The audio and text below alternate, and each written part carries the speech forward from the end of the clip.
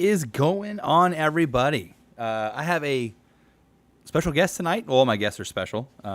As anybody who agrees to come on my stream, well, they're very special to me. But anyway, this evening, we have an independent author by the name of Jim Kiernan. He is a military sci-fi writer from upstate New York, and according to his Amazon bio, he likes whiskey, video games, and moderately timed walks in the woods. He is the author of The Nomad Complex, which I will show you if I can. There we go. What is happening? There we go.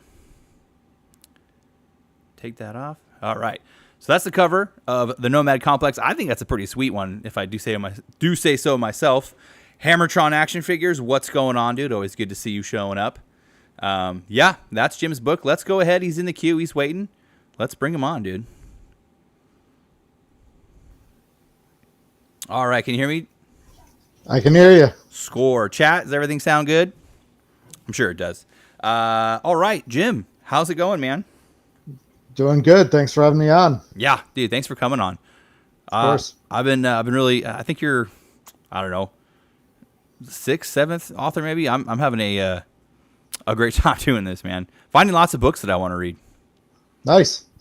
Yeah, there's a plethora of really good indie work out there right now. It's like a golden age of indie publishing for sure. It really is. I the first one I ever read was Theft of Fire by Devin Erickson. That's the first indie book that I scooped up.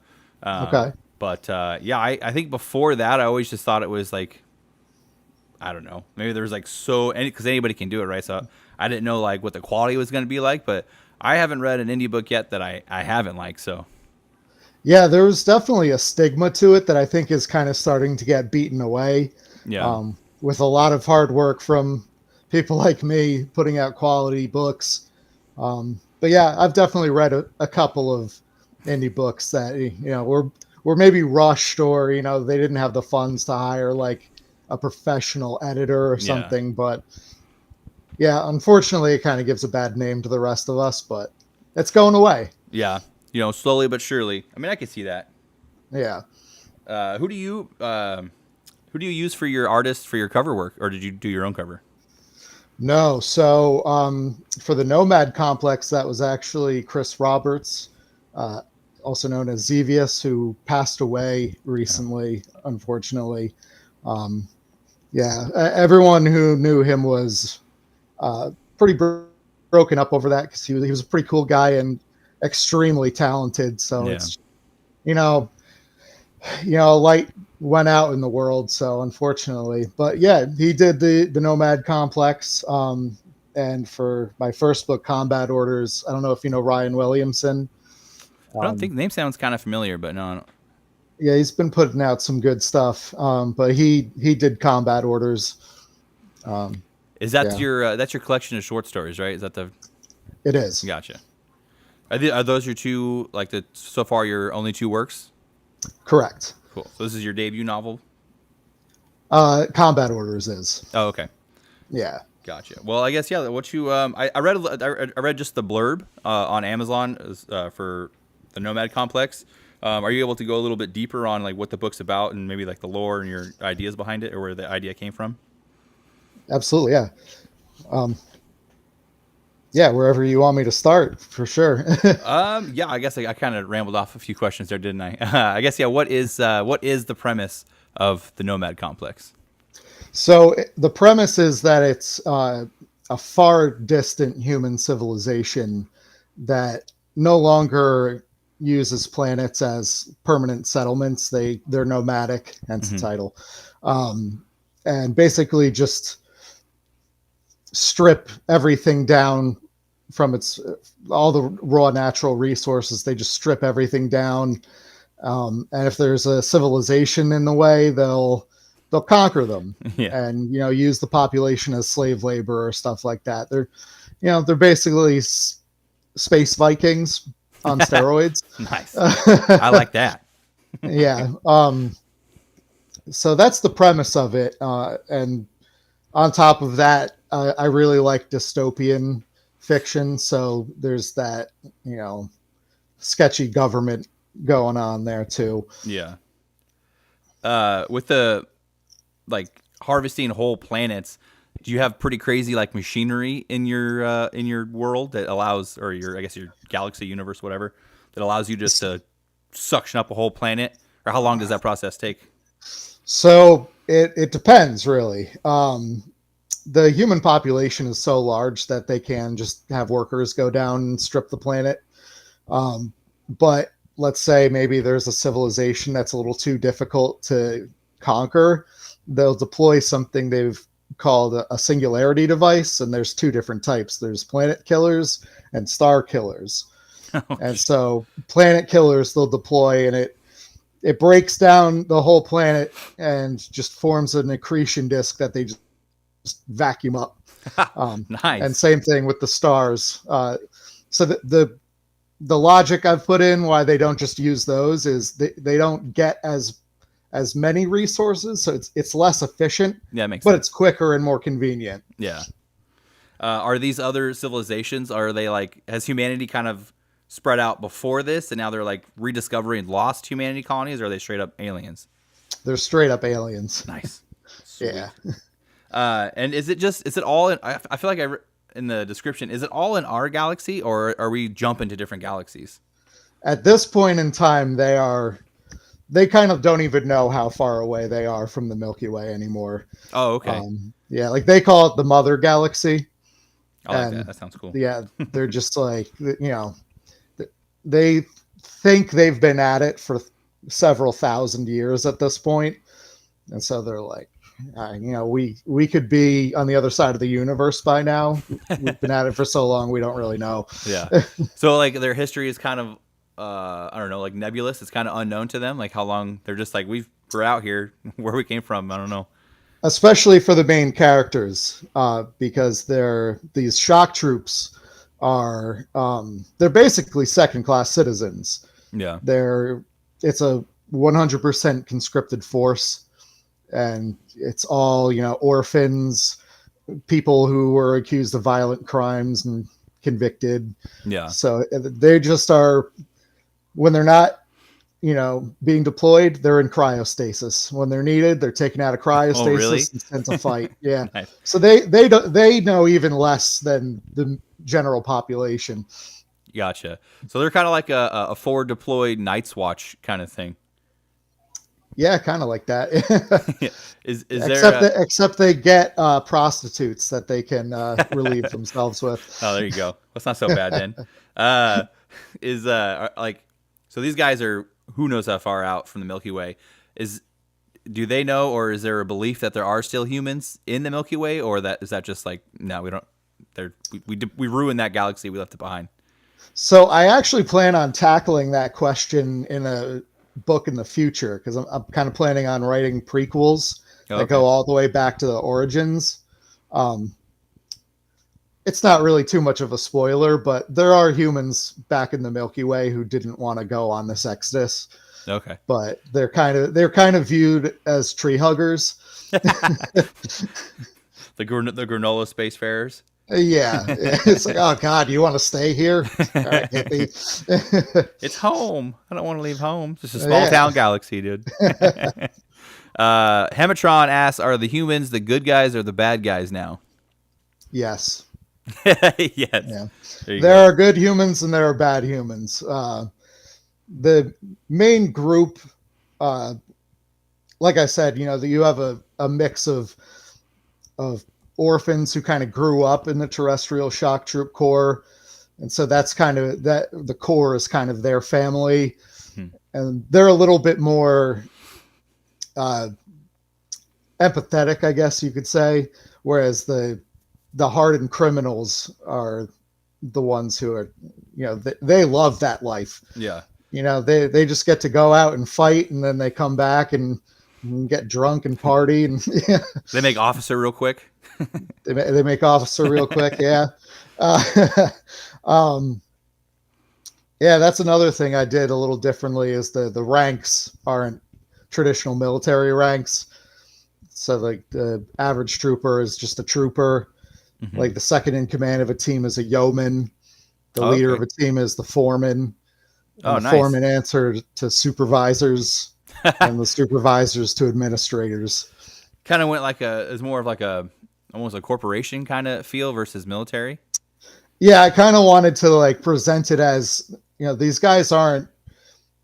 It's almost um, unskilled labor at this point Yeah. because they're deploying using mechs called Attilas, which are basically just human like mechs, Hmm.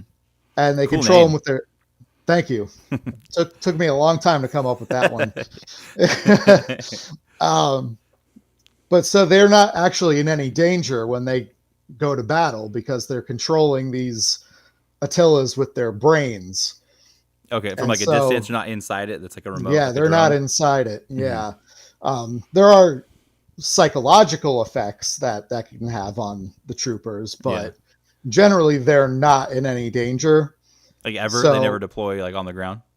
they never personally are there. No. Okay. So there's this like detachment that they have to war. It's almost seen like it's an assembly line. Like we're just going down, killing them. Then when our shift's over, head back and get some rest. That's a. I don't know if I've ever come across a concept quite like that, but well, I guess what inspired. Where'd you come up with that idea? So I actually kind of came up with the idea loosely through a combination of Clint Eastwood's character in Heartbreak Ridge Hmm. and the Avatar movies. Because you've seen Heartbreak Ridge? I have not seen that, but I have seen Avatar, which is Okay. probably bad. Maybe that's backwards. I need to watch more Clint Eastwood movies. Well, you should definitely watch Heartbreak Ridge. Okay. Fantastic movie. But there's a scene where this supply officer who's been moved to the recon element tells Clint Eastwood that, he's just like an old washed up jarhead.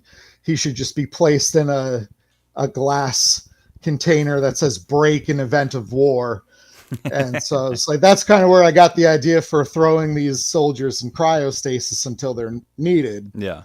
And then I thought uh, that the whole concept of an Attila kind of came from Avatar, where you're deploying, but not into a biological body, but into a mechanized fighting machine. Yeah.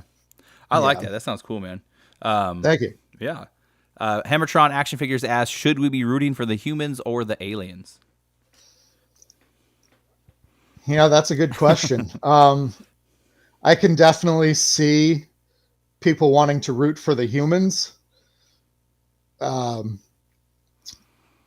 but I would say you want to root for the main characters. Yeah. They're the ones who are at the center of it all, of course, because they want to do their duty, but at the same time they're answering to a government that they're not sure that they can really trust. Yeah. So it's a complicated question and a good question, but Yeah. I would say neither of them are really the ones you're rooting for.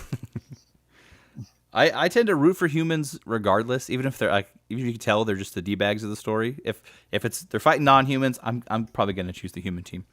I mean, that's me when I watch Avatar. Yeah, I know. I'm like, what are you talking about? We gotta get those resources, baby. The unobtainium. Yeah, yeah, I love it. It was the colonel, the dude with the scar on his face. That guy is the biggest badass in the world. He's my favorite character in that movie. Yeah, same. I'd follow that guy in a battle. Hell yeah, I'd go kill some giant Smurfs. What are the aliens like? Because in the synopsis it says there's like they encounter another spacefaring or space age civilization. Can you describe as like kind of like what species I guess they are? What their tech might look like? Yeah, so they're humanoid. They're around like what we are technologically right now. Hmm. But Like in the real world, there where we're at. where we're at, yes, correct. Okay. So yeah, they're still using fossil fuel vehicles. They've got space stations, but they don't have anything that can go out and bring the fight to the human fleet. Yeah. That's kind of a good flip on the head. Like instead of us getting bombarded by advanced aliens, and now we're the advanced aliens. I like that. Well, that was kind of the genesis of why I started writing in the first place.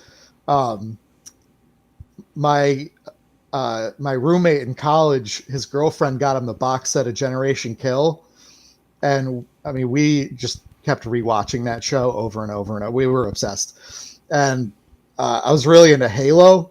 Oh yeah. And so I was like, well, you know, it would be cool if it was like Generation Kill, but with a Halo paint job.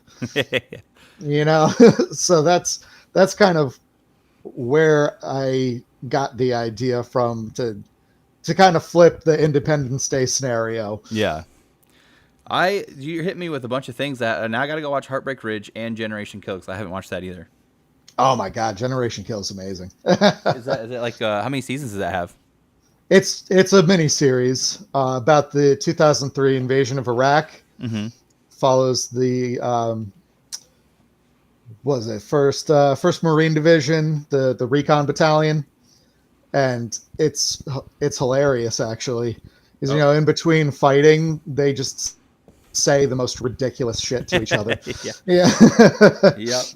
Yeah, dude. I honestly just picked this up like 2 days ago at Powell's bookstores. But I got these my Halo books, The Flood and Fall of Reach. Yeah, those are like Xbox art on it. Yeah, those are like the first military sci-fi books I ever read. Yeah. I honestly I played I had the original Xbox. I think I was 13 when Halo came out, and so I was obsessed with it. I played that so many times that it's just stopped working completely. I burnt the disc out. Loved Halo, but I never read the books until just recently. I'm gonna say you got to read Contact Harvest, and oh man, there was another one. I'll have to get back to you on it, but there's another one that's about the Spartan Threes that's really good. But I'm blanking on the name of that one. No, yeah, they came out with quite a few. I mean, I don't know how many books there are in the Halo series, but when I see it at Powell's or Barnes and Noble, there's kind of a long list. Oh, it's become 40K now. There's so many books. Yeah. Yeah, is it still because obviously the game, in my opinion, I feel like the game's kind of took a dive, but I stopped. I beat 4 and I didn't finish 5, and I've kind of walked away from the series, video game wise. Yeah, I don't blame you. 5, I've got a lot of issues with 5. Infinite's fun, but it still lacks that.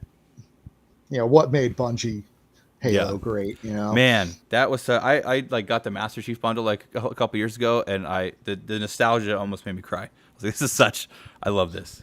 I feel that, yeah. I try to play all of those Master Chief games at least once a year. Yeah, so good, such good memories. Yeah. Let's see here. Hammertron asks, he says, I bet a human falls in love with an alien babe and thinks the other humans need to be stopped, right? No, there is no Star Trek style romance in it. Unfortunately, I'm sorry.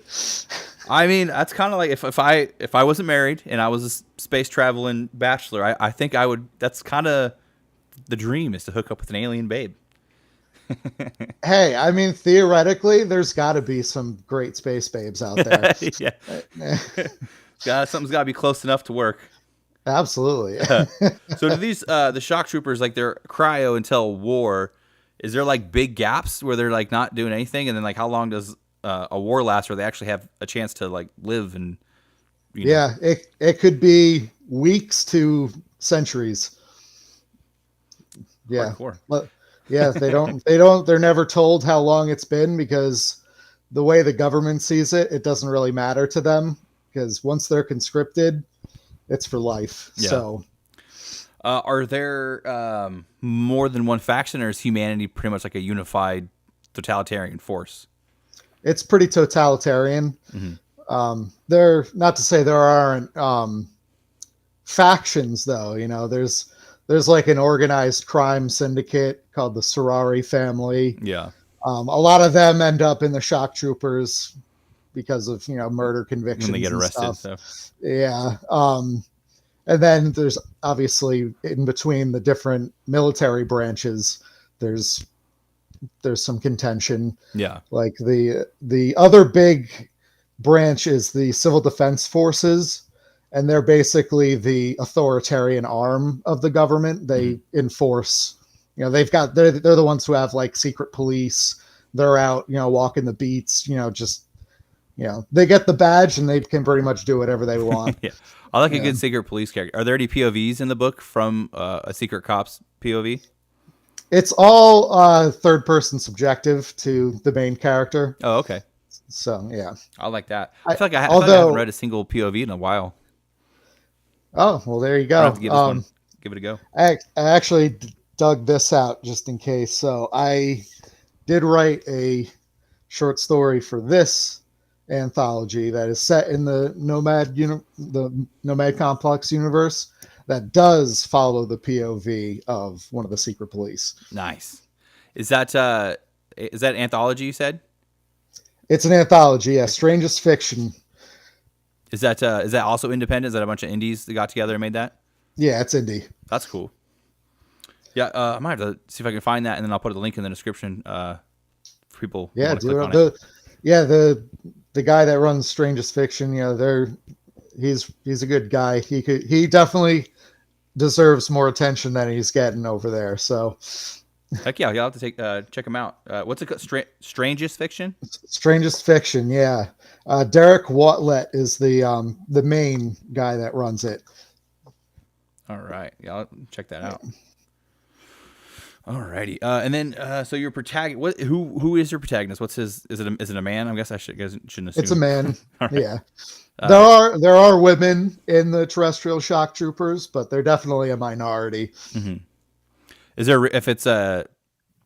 I guess yeah. Is there a reason for that? Since they're like they're using basically a video game to kill people. Yeah. There's strength is not really a problem. These Attilas are, like 10 times the strength of a normal human. So, you just doesn't matter who's in control of the Attila. You're going to be able to do some serious damage once you're in them. Yeah. Nice. So let's see here. I think you kind of talked about it a little bit, but like how your like journey as a writer. How did you become like fully into becoming a writer, or at least I guess you kind of mentioned already. But how did you decide to go independent versus like trad pub? Yeah, so I would say I actually went most of my 20s kind of just ignoring my whole ambition to be a writer because I was intimidated by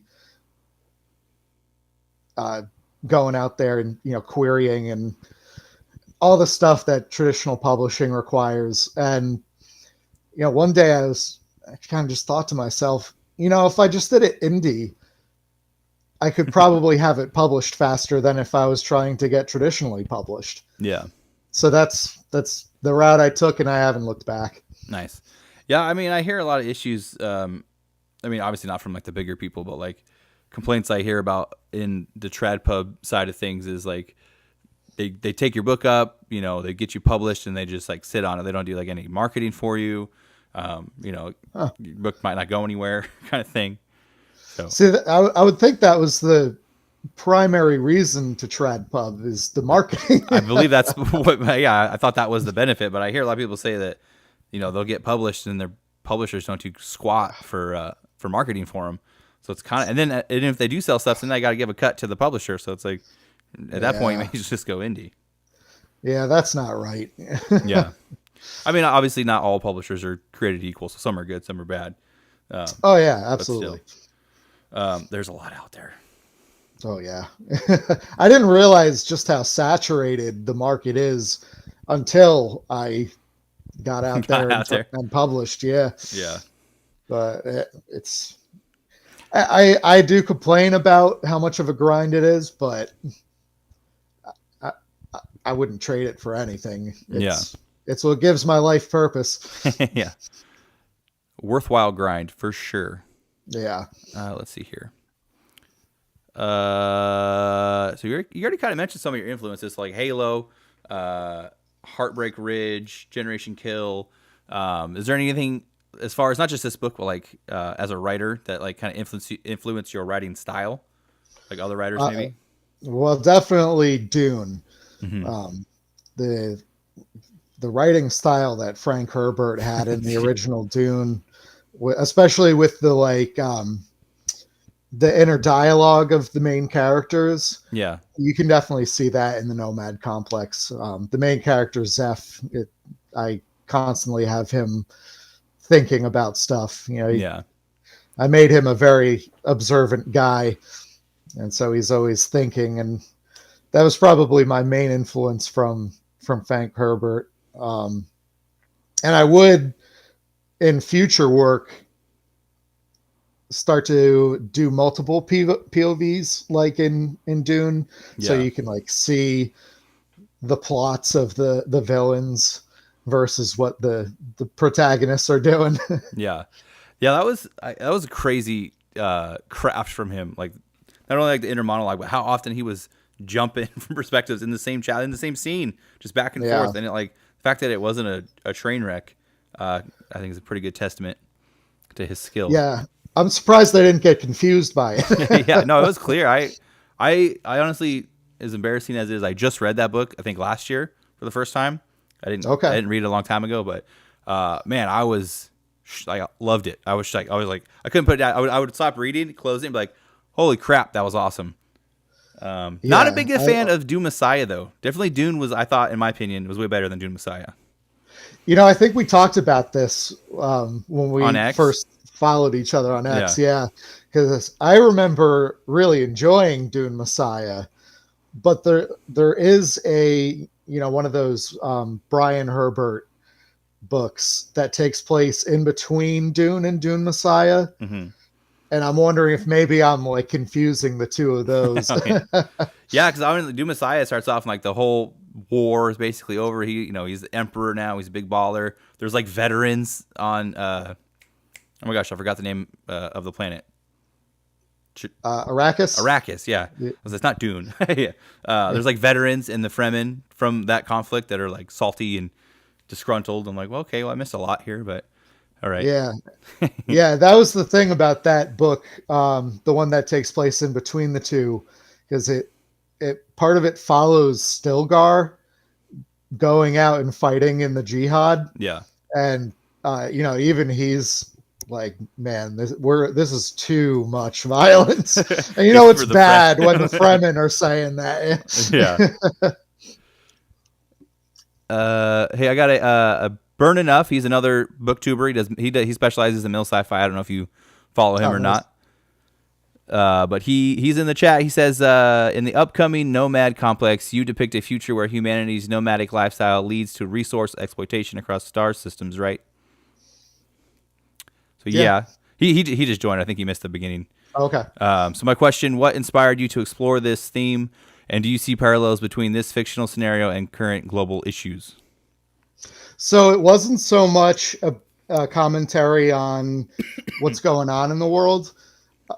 This was another big influence for the story too, was back in, I want to say it was 2010, Stephen Hawking put out it was some kind of video where he was talking about extraterrestrial life, and his opinion was that extraterrestrial life would be one of these nomadic civilization that harvest the resources as they go, as opposed to living with the planets that they decide to colonize. Yeah. So that's where that came from.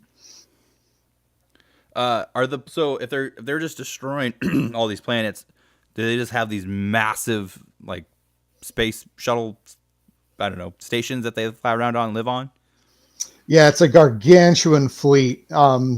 Basically, the best way I can describe it, I don't really describe it in this way in the book so much. I guess I should do that in future books. But civilians live on, I call them ring ships. So you basically have like the lead ship that does the navigating, and then basically 5 halos. Nice. In tow. And that's where people live on these ring worlds. And the rich people live on the aft ones because they get a nicer view of the stars in the back, whereas the people toward the bow, they just see the ship navigating. Yeah. So that's where like the general population lives, and then they're basically surrounded by the military protecting the fleet. Cool. I like that. That sounds awesome. Yeah. What, Hammertron Action Figures, he wants to know, how many words do you generally write each day? That varies. Some days I've pumped out, over 1,000 words. That's a rare occasion. Other days I can only get like 250. That's a bad day. Yeah. I would say the average is between 5 and 800. I mean, 250 is better than zero, right? At least you're getting something down there. Yeah, absolutely. Yeah. So is the goal? Are you a full-time writer, or do you have a job and then you write when you can write, kind of thing? Yeah, I have a day job. So usually I write. Sometimes I write at my day job. Don't tell my boss. But I usually try to write first thing when I get home from work, Monday through Thursday, and then Friday, Saturday, Sunday I take off. Nice. That's a pretty good schedule. I'm not published or indie or anything, but I have a newborn. I can barely even keep up on my YouTube channel. Like I haven't come out and made a book review or whatever. I got 2 kids, and the third kid is the newborn. So it's all I can do just to keep up with my streams at this point. Yeah, I do not have kids yet, unfortunately, but I know all about how that can curb everything you're working on. I know. I got I have my son sleeping on my chest, and I'll be like trying to write on my iPhone, like on Google Drive or something. Whatever I can do, or I'll read on my iPhone. Thank God for Kindle. Yeah, I mean, whatever works, Yeah. Do you do? I think I saw you said you do Kindle Unlimited. Do you like having your stuff on Kindle Unlimited? I wouldn't say it's a like or dislike thing. I just I do it because I know people like it, so I want to have that option open for readers. Yeah, I think it's cool. I'm a Kindle Unlimited subscriber. It's just so easy just to knock out so many books. And obviously it's cool that you guys get like paid by the page read, so that's rad. But have you? I guess I don't know. I've heard that. And maybe it's just if you sell your ebooks somewhere else that the algorithm can kind of they'll like push your book down. But if you're like exclusive to KU, then it's a little bit better for you. Have you found that to be the case at all? Or I would actually say that KU is probably the least of my readership. Mm-hmm. I would say most people buy the paperbacks. Some people get the ebook, but yeah, I would say the Kindle Unlimited is, it's almost a little bit of a surprise when I hop on KDP and see that someone's reading it on KU. Yeah, but it's cool to see how many pages someone read in a day, or if they DNF. Oh, so is it like when you see I guess how much is a page worth? Like if I've read a page of your book, like how much is that gonna net you? Or do you get paid more like as they read more? Does it go up, or is it just a set value per page? It's per page. I couldn't tell you the exact number, but someone read 62. I could check the numbers right now. I don't know what I'm doing. Yeah, someone's reading combat orders on KU right now. So they've read 62 pages, and that's 26 cents. Well, there you go. So it's definitely a volume game. It's a volume game for sure, yeah. Do you go to any cons or anything to sell your paperbacks? I've never done one. We do have one in Saratoga that's pretty good. So one of these days I'll probably get a booth there, but so far, no, I've never done it. Yeah. All right. Well, let's see here. What else we got?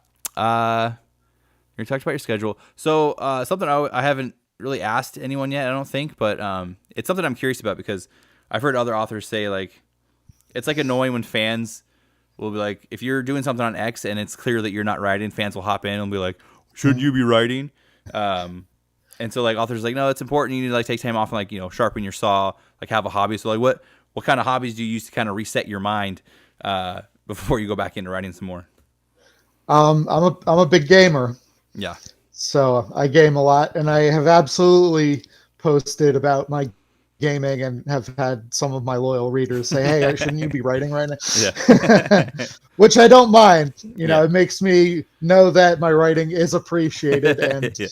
and anticipated. Yeah. Um, but yeah, um, gaming is a big one, especially in the wintertime. I like fishing too. Yeah. Uh, Obviously, more of a summer thing, but I would say those are the two big hobbies I have. Are you a PC guy or you have a console?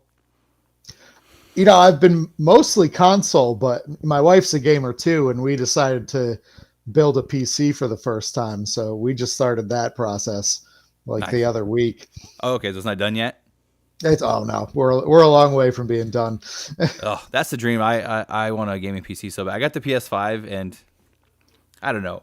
It's like I just want. I'm next time that like I can't buy any more games on this because they've gone to the next generation. I'm just gonna buy a PC. I think I'm done with consoles.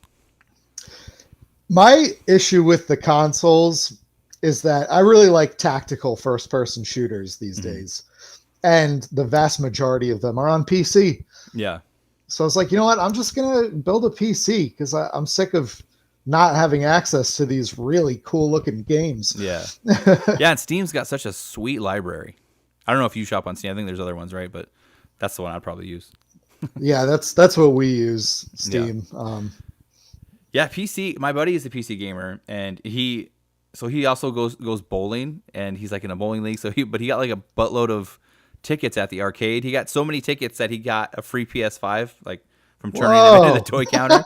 So we used to play Helldivers, me on my PS5, him on his PC. But then he got PS5 and he got Helldivers again, and he was like, "Dude, this sucks on PS5. It's so slow. Like the aiming is like Oh no. way less responsive than the PC." I'm like, "Oh wow, I had no idea. I guess I'll have to go get a PC so I can be a better gamer." Yeah, I mean, I'll have to see what it's like when I jump into it, but yeah, I've heard games play a lot smoother on PC. Yeah. A big reason why I haven't switched over to PC is because like most of my best friends are all PC guys, Yeah. and talking to them about it is like they're trying to get me to join their cult. You know? Every time I say something like that, or I'm like, "Oh, I might get a PC," like PC gamers will like send me the meme or the GIF that's like one of us. Yeah, join the master race. Yeah, Yeah, the PC master race. Oh, too true. I have heard the downside is some games when they launch, they don't run as good. They're not like as optimized for PC. So like Monster Hunter Wilds just came out, and I heard it was trash on PC, but it ran just fine on PS5. Oh, that's weird. I've always heard the opposite, but I guess it makes sense. I think it might It's depend on gotta what the game's optimized for. Maybe I don't know. Sure, yeah.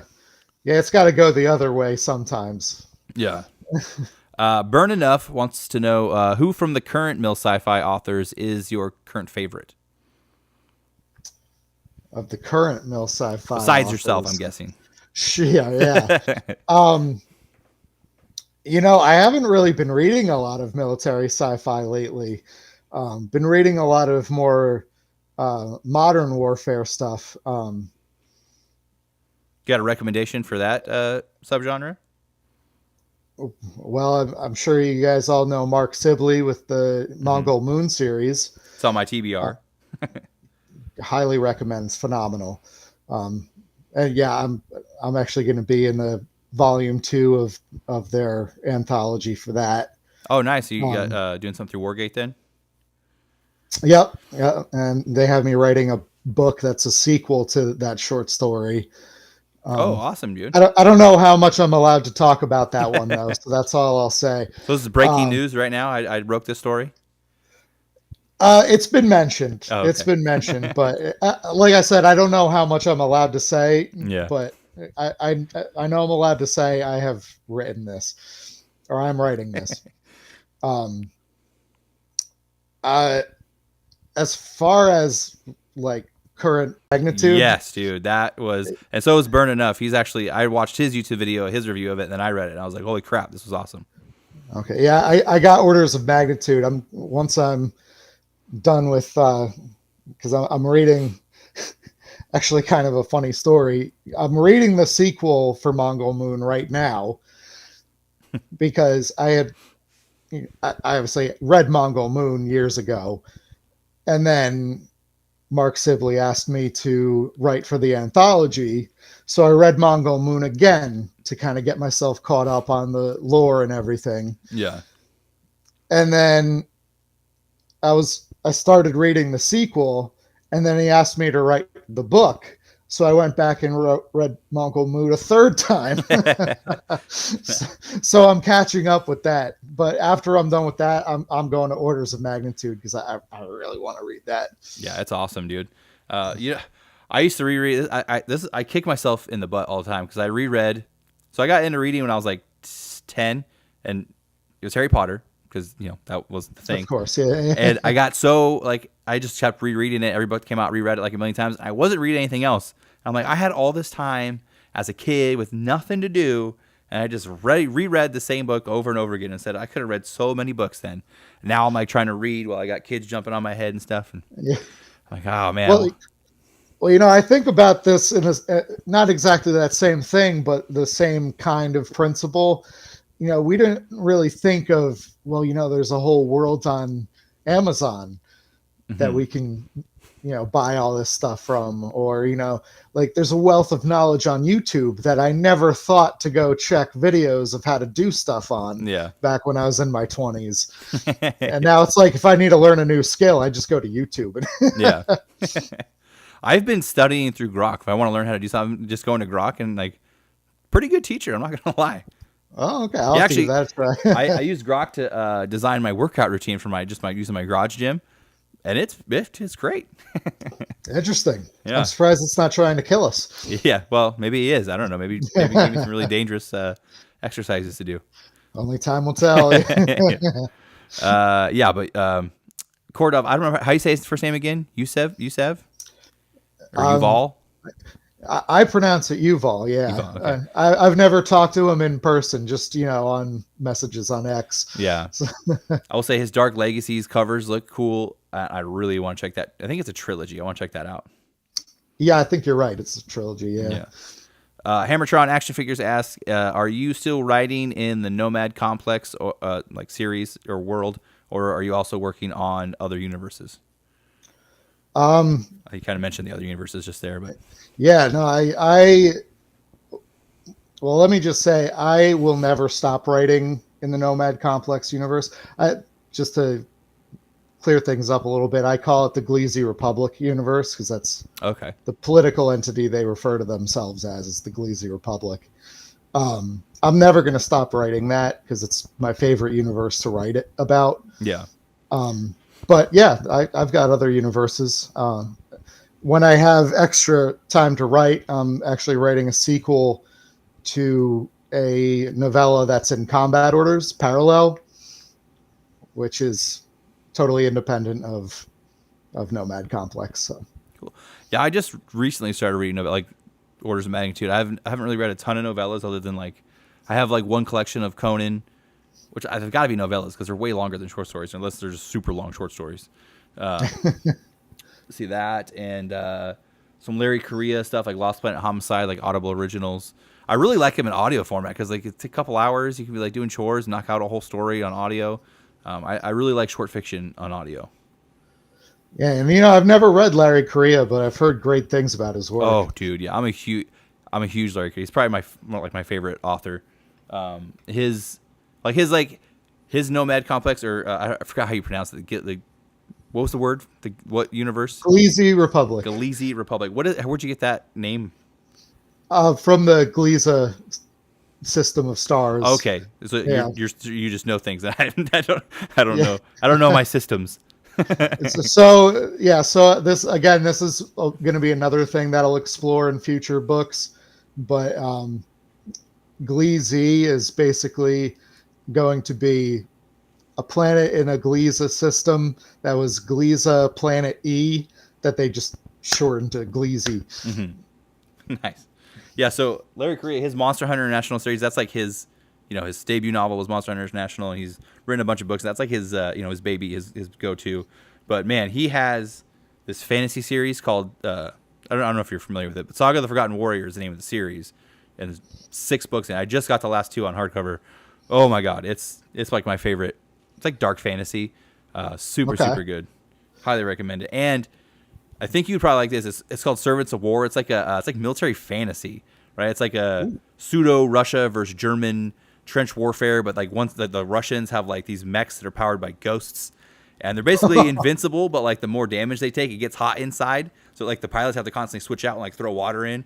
So basically, like the goal is to like pour enough damage into these mechs before they reach your trench. Because if they reach your trench, you're F. So you want to like make it so hot that no one can sit inside it. Fantastic. Yeah, that sounds awesome. What was that called again? Servants of War is book 1 in the Age of Raven series. Sorry, you kind of cut out there. It was What of War? Servants of War. Servants of War. Yeah, it's book 1 in Age of Ravens.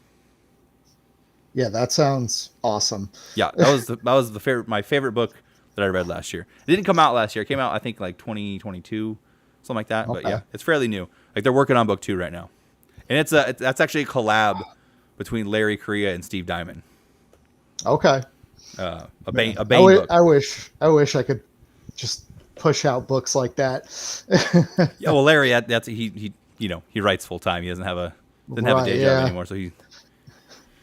But oh man, yeah, he's my favorite. I'm not ashamed to admit it, but I got plenty of other ones that are, far seconds maybe, but still that I like Fair to enough. read. Yeah. But yeah, man, I'm excited to check your book out. Honestly, it looks cool. I like the cover. I've been finding I never used to really care about book covers, and lately I've just been really impressed with a lot of book covers I've been seeing, especially on the indie side. I feel like the indies, I don't know, maybe you just care more about and you have more control over, I guess, what the art looks like than trad authors do. Yeah, I think so. Yeah, traditional published books are usually pretty, I guess, generic. Like formulaic, like, hey, this is our our fantasy cover variant. Yeah, yeah. Like first that comes to mind is like the Old Man's War series. So it's just like ships in space. Yeah. It's like, that could be any sci-fi story, but then let's go to orders of magnitude again. I mean, how intense is that book cover? Dude, like Doom guy with a sword with wings on his chest. Right, yeah. Yeah, honestly, like I didn't even think about like him kind of having a visor that looked like Doom guy, but someone in my comments was like, "Oh, it looked like Doom guy."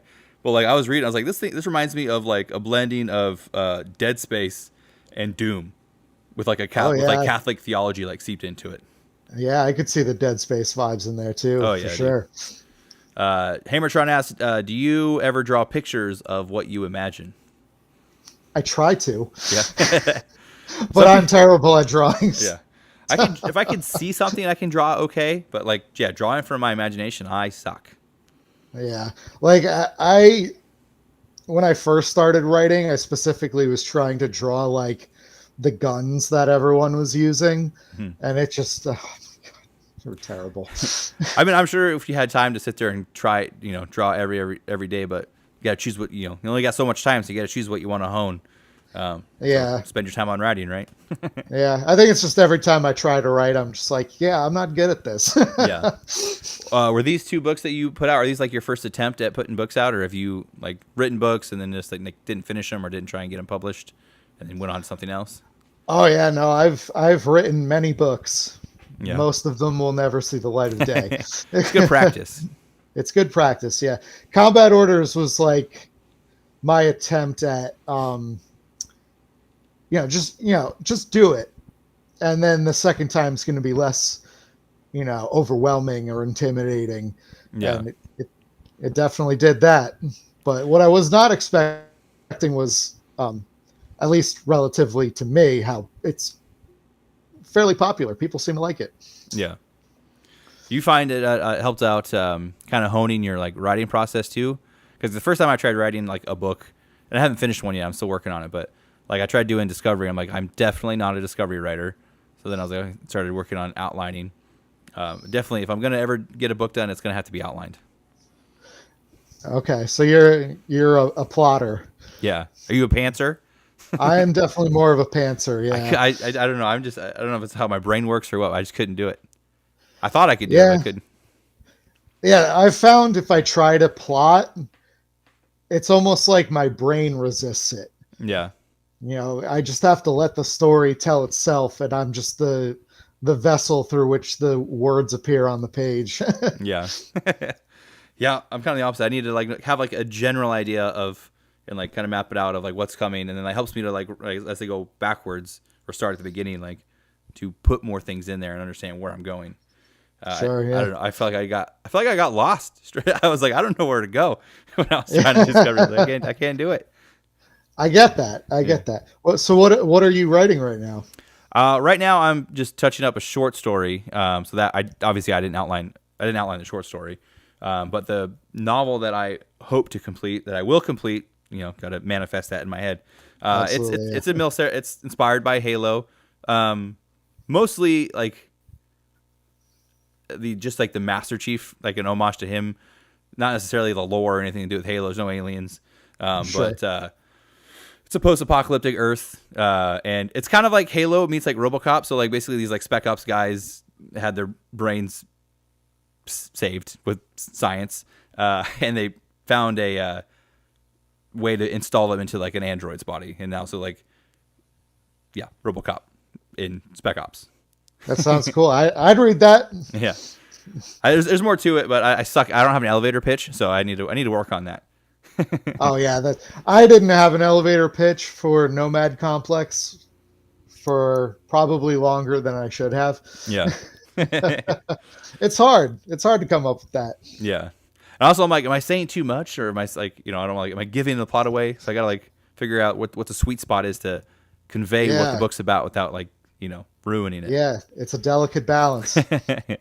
Hammertron says the nice thing about discovery writing is that last minute inspirations get into the stories. Yeah, that's fair. Also, he wants to know, is there any chance of alien babes making appearances? Let me think on that. Not gonna happen in Nomad Complex. The humans are too xenophobic. Nice. It's like 40K type humans. Just kill all the Xenos. It has been compared to 40K. Yeah. I don't know. I feel like there's probably some humans in 40K that would try to get down with some Eldar. Eldar? Yeah. The elves. Yeah. Maybe I'll explore that in a different Gleazy Republic book. Yeah. But as of now, no alien babes. In your collection, your was it combat orders that you said it was? Yep. Is that all like real world, like military fiction, or is it mil sci-fi? It's mil sci-fi. Mil sci-fi? Yeah. And is a lot of it in this universe? No. So the story I was talking about earlier, Parallel, that's its own universe, which kind of deals with alternate realities. Then two of the other stories, Dear Nikki and Veteran, I'm planning on writing, like my magnum opus is going to be set in this universe. I'm doing extensive research into like how combat medics operate, because I want the main character to be a combat medic in this. And so I call that the Veterans universe. And it's going to be kind of, I guess, like Killzone meets Halo. Because it's very, everyone uses bullets. Energy weapons really aren't so prevalent. I definitely want it to be more of that raw kind of what combat is like in the like modern day combat. Yeah. That kind of feel to it. So yeah, that's the Veterans universe. And the last story in Combat Orders is called the Valhalla. And again, that's its own thing. So they're all separate? They're all separate except for Dear Nikki and Veteran. Those are two in the same universe. Nice. Score. I just brain farted what my next question was going to be. Yeah. So here we're at about an hour. Okay, I'm gonna have to hop off in a little bit, but we probably knock out. Oh, that's what it was. Okay, so do you read Galaxy's Edge by any chance? Yes. Because Yes. I was just thinking about they do a great job of throwing alien babes in there. I don't know. Let's see, what was it? Kill Team. You ever read Kill Team? That's the next one I need to read. I've Okay. read Galactic Outlaws and Legionnaire so far. I mean, Galactic Outlaws has got the pink Lena, you know that one, Leela. I think it's Leela, Leja. I don't know. I honestly don't remember that one as well as Legionnaire. Yeah, Legionnaire is a good book one. I like that a lot. Absolutely. Yeah. But yeah, when you get to Kill Team, there's like a 4-armed hot chick, and yeah, good times. You do a lot with 4 hands. Yeah. Indeed. Yeah. So, is there anything else that you want to kind of like? What's the word I'm looking for? Not shill. Plug. That's the word. um, yeah, no, just, Combat Orders and the Nomad Complex. Those are my 2 big works that are out now. Apocalypse in Pieces, the Mongol Moon short story collection that's out now. The audiobook is coming out April 15th. So if we can get enough people to buy that, we'll do one for the second volume. Heck yeah. Which my story will be in.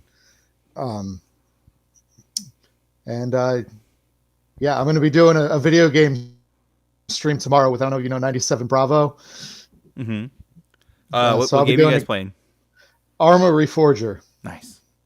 I don't think I've heard of that one. You've heard of Arma though. Arma? Yeah. I don't think so. The game? Yeah, it's a series. And it's what do they call it? It's a milsim. I'll have to check that out. It's Arma. very, very realistic. You get shot once and you're done. Okay, yeah. Gotta stay low. So yeah, we'll be playing that tomorrow, which that'll be fun. Cool. Is there anything else with Wargate? I think you said you're working on a novel with them. Is that right? Yes. It's going to be a follow up to the short story for my. That's right. Volume 2 story. And that's again, that's not in the Mongol Moon, or is that your own IP? It's in the Mongol Moon universe. Awesome. So you got to run all your stuff by Mark Sibley before you put it in your book? Actually, he gave us a lot of leeway. When I first wrote the short story, I asked him, hey, what's going on in New York during all this? And he was like, you know what? Honestly, I'd never even thought of New York. So go for it. Yeah. So yeah, I run some things by him, but he gives all of us who are working on Mongol Moon work a good amount of freedom. Sweet. Have you ever written with Blaine? No, never written with him. Okay. Have you crossed paths with him, being a Wargate author? Yeah, we follow each other. Nice. Well, cool, man. I appreciate you coming on my stream. I'm excited to check your book out. It sounds pretty rad. I'm not gonna lie. I'm very interested to check it out, and I will throw up my review of it. I'm sure I'm gonna like it. Sounds great. Awesome. Yeah. I hope you like it. And yeah. Thanks for having me on, man. Really appreciate it. Yeah, you got it, man. Have a good night. Yeah. Talk to you later. See ya. Bye.